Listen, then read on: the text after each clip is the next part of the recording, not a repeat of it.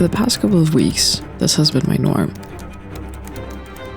Restless, writing deadlines, projects, and unanswered emails. So many unanswered emails. I should be wrapping up a project, but there's this itch, a feeling that just won't go away. But for my own sanity, I think it's time to give in. Did you know, the average person spends about 4 hours and 37 minutes on their phone every single day?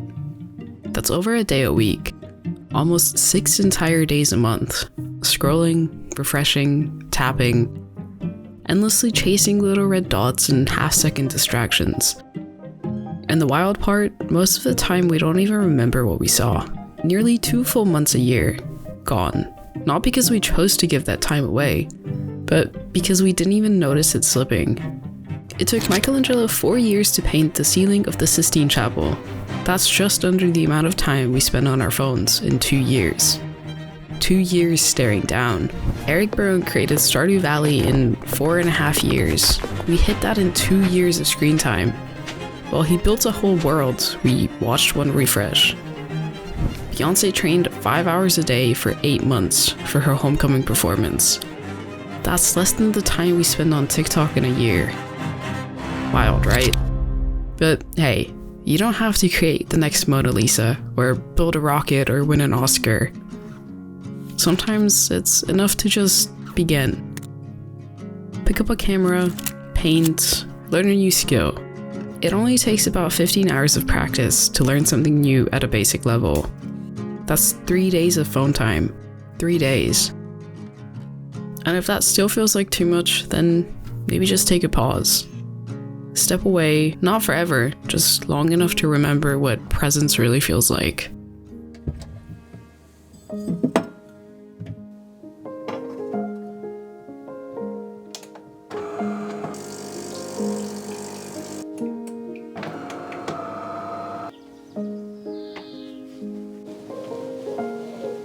Do you hear that? That's the sound of home. Sometimes it's easy to forget what it feels like to just be. To move at your own pace without feeling like you're always behind.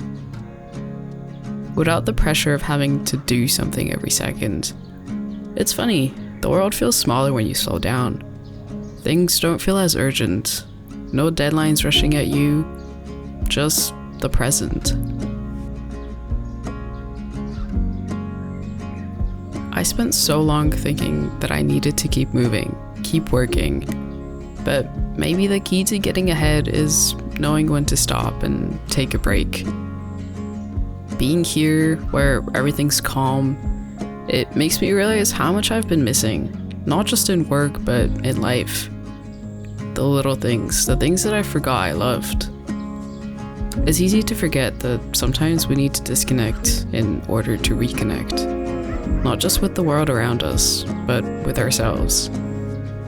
Because sometimes, disconnecting is the only way to reconnect.